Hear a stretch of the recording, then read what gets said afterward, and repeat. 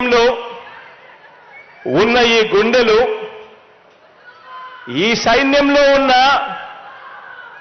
ఈ గుండెలు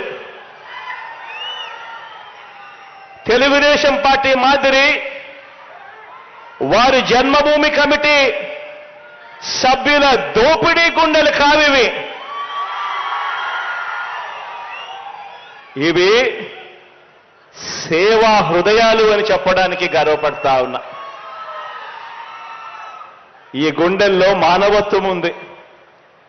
ఈ గుండెల్లో లంచం లేని వ్యవస్థ తీసుకొని రావాలి, వివక్ష లేని వ్యవస్థ తీసుకొని రావాలి అని తపన తాపత్రయపడే గుండె ఈ గుండెలో ఉంది అని చెప్పడానికి గర్వపడతా ఉన్నా. ఒకటి గమనించమని చెప్పి మిమ్మల్ని అందరినీ కూడా కోరుతా ఉన్నా. తెలుగుదేశం పార్టీ అధికారంలోకి వచ్చాక 2014 నుంచి 2019 మధ్య ఆ చంద్రబాబు నాయుడు గారి హయాంలో ఆ తెలుగుదేశం పార్టీ పాలనలో వారి కార్యకర్తల జన్మభూమి కమిటీల పరిపాలన వారి టీడీపీ అధికారంలో నుంచి ప్రజలు కిందికి దింపడానికి కారణమవుతే ఆలోచన చేయమని అడుగుతా ఉన్నా.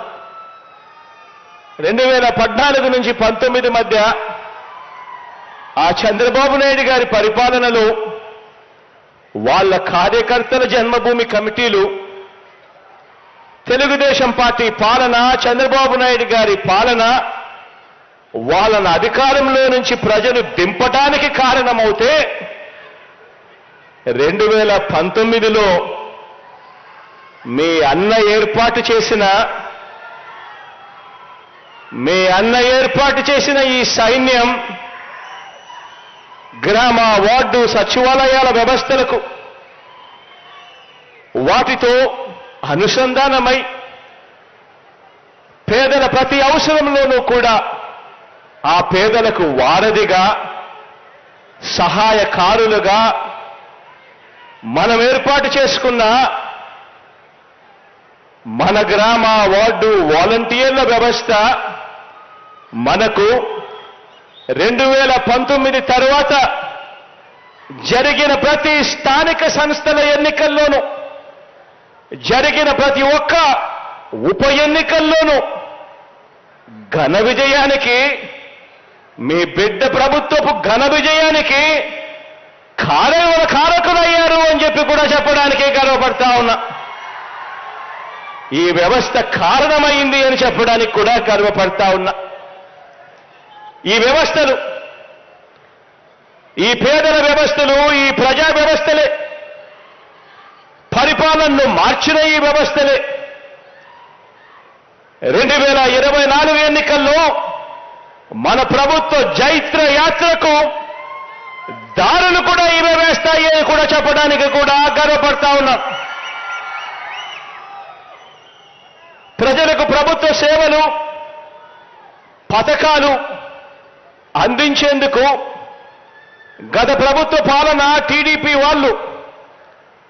వాళ్ళైతే జన్మభూమి కమిటీల పేరిట వాళ్ళు చేస్తే, మనం పెట్టుకున్న ఈ రెండు వ్యవస్థల మధ్య మన వ్యవస్థ, మన వాలంటీర్ల వ్యవస్థ, వాళ్ళ వ్యవస్థ జన్మభూమి కమిటీల వ్యవస్థ, మన సచివాలయ వ్యవస్థకు అనుసంధానమై ప్రతి పేదవాడికి కూడా వారధిగా మన వాలంటీర్ వ్యవస్థ మధ్య, ఆ జన్మభూమి కమిటీల మధ్య తేడా ఏమిటి అనంటే, వారి కమిటీలు, వారి జన్మభూమి కమిటీలు దోపిడీ కోసం పుట్టాయి.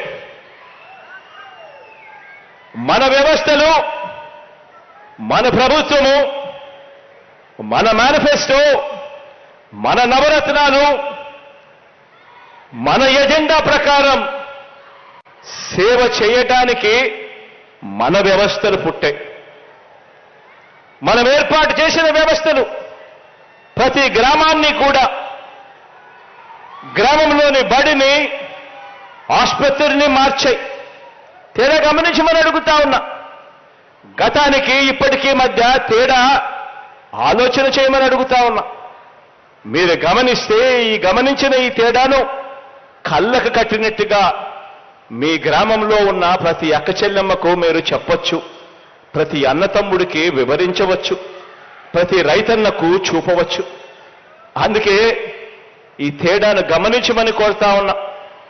మనం ఏర్పాటు చేసిన ఈ వ్యవస్థలు ప్రతి గ్రామాన్ని కూడా, ఆ గ్రామంలోని బడిని, ఆ గ్రామంలోని ఆసుపత్రిని మార్చాయి.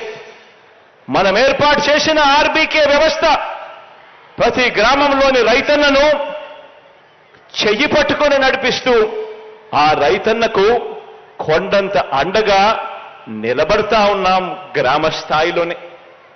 మనం ఏర్పాటు చేసిన ఈ వ్యవస్థల కారణంగా ఎక్కడా కూడా లంచాలు లేకుండా, ఎక్కడా కూడా వివక్ష లేకుండా 3,000 రూపాయలు అవ్వ తాతల చేతుల్లో పొద్దున్నే చిక్కటి చిరునవ్వులతో, ఆదివారమైనా సరే, సెలవు దినమైనా సరే గుడ్ మార్నింగ్ చెబుతూ 3,000 రూపాయలు ఇచ్చే పెన్షన్ కానివ్వండి, లేక ఇతర పౌర సేవలు కానివ్వండి, ఇవన్నీ కూడా ఈరోజు ఇంటికే డోర్ డెలివరీ చేసే కార్యక్రమం జరుగుతూ ఉంది అనంటే ఇది మనము తీసుకొచ్చిన మార్పు వల్లే, మనం తీసుకొచ్చిన వ్యవస్థల వల్లే.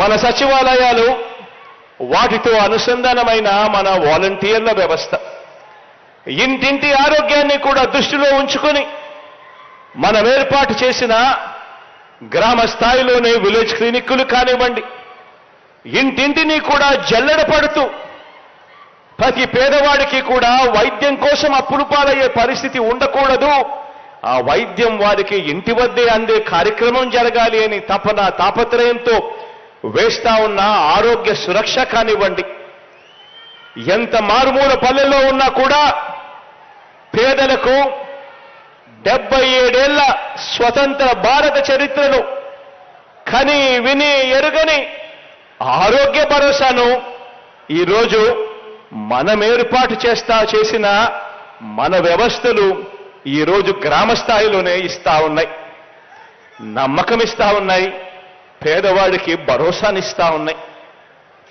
మనం చేసిన ఈ మంచిని అన్నింటికి, మనం చేసిన ఈ మంచి అన్నింటికి భిన్నంగా గత జన్మభూమి కమిటీలు, వారి పార్టీ కార్యకర్తలు, వారి పార్టీ అభిమానులు, వాళ్ళు ఏం చేశారు, వాళ్ళు ఏం అందించారు అని చూస్తే 2019 జూన్లో మనం అధికారం చేపట్టక ముందు వరకు పరిస్థితి ఏమిటి, ప్రజలకు అందిస్తామన్న ప్రతి సేవలోనూ కూడా మార్పు గమనిస్తే అప్పుడు మనకు కనిపించేదేమిటి అనంటే ప్రతి సేవకు, ప్రతి స్కీముకు అప్పటిలో ప్రతి పేదవాడు కూడా ఇచ్చుకోవాల్సింది లంచం, లంచం, లంచం. మనం అధికారంలోకి రాకమునుపు 2019కి మునుపు పరిస్థితి ఏమిటి, పాలన ఎలా ఉండేది అని ఆలోచన చేయమని కోరుతా ఉన్నా. ఏ సేవ కావాలన్నా కూడా ప్రభుత్వ కార్యాలయాల చుట్టూ, గ్రామాలలో ఆ రోజు ఏ సేవ కావాలన్నా కూడా ప్రభుత్వ కార్యాలయాల చుట్టూ వారాలు తరబడి, నెలలు తరబడి తిరగాల్సిన దుస్థితి, మండల స్థాయికి, జిల్లా స్థాయికి కాళ్ళు అరిగేలా తిరగాల్సిన పరిస్థితి. జన్మభూమి కమిటీలు సంతకాలు పెడితే తప్ప సిఫార్సులు ముందుకు జరగవు, జన్మభూమి కమిటీలకు లంచాలు ఇస్తే తప్ప అడుగులు ముందుకు పడవు. చివరికి ఆ పెద్ద వయసులో ఉన్న అవ్వాతాతలు పెన్షన్ తీసుకోవాలన్నా కదలలేని స్థితిలో ఉన్న ఆ వికలాంగ సోదరులు, ఆ అక్క చెల్లెమ్మలు పెన్షన్ అందుకోవాలన్నా, రైతులకు ఎరువులు కావాలన్నా ఎండనక వాననక పెద్ద సేంతాడంత క్యూలలో నిలబడి వెయిట్ చేయాల్సిన పరిస్థితి. చంద్రబాబు పెట్టిన జన్మభూమి కమిటీల దుర్మార్గం వల్ల అర్హులైన పేదలకు పెన్షన్ దరఖాస్తు కావాలన్నా లంచం, రేషన్ కార్డు కావాలన్నా లంచం, ఇంటి మంజూరు కావాలన్నా లంచం, సబ్సిడీ మీద ఇచ్చే లోను ఆ సబ్సిడీలు సైతం ఇవ్వాలన్నా లంచం. పోనీ అందరికీ ఇస్తారా అని అంటే అది లేదు. ఇచ్చేది అరకొర, అది వివక్షతో. చివరికి మరుగుదొడ్లు కావాలన్నా కూడా జన్మభూమి కమిటీల పాలన, చంద్రబాబు నాయుడు గారి పరిపాలన ఎక్కడ చూసినా కూడా లంచం లంచం లంచం లంచం. జన్మభూమి కమిటీల నుంచి మొదలెడితే చంద్రబాబు నాయుడు దాకా కూడా ఇదే కార్యక్రమం.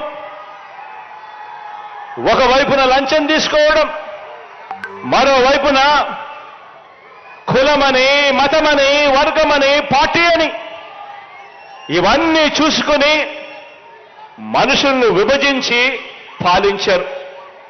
కాబట్టి వారు అర్హులకు కూడా ఎగ్గొట్టిన పరిస్థితులే కనిపించాయి. చిన్న ఉదాహరణ కూడా మీ అందరికీ కూడా చెబుతా.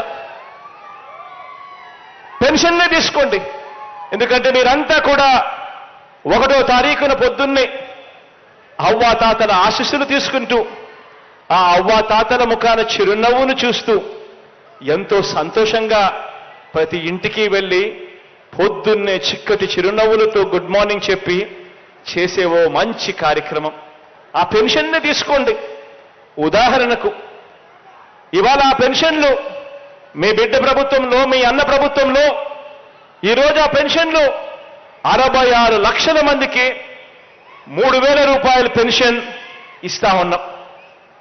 66 లక్షల మందికి 3,000 దాకా పెంచి పెన్షన్ ఇస్తా ఉన్నాం. మీ అన్న ప్రభుత్వంలో మీ చేతుల మీద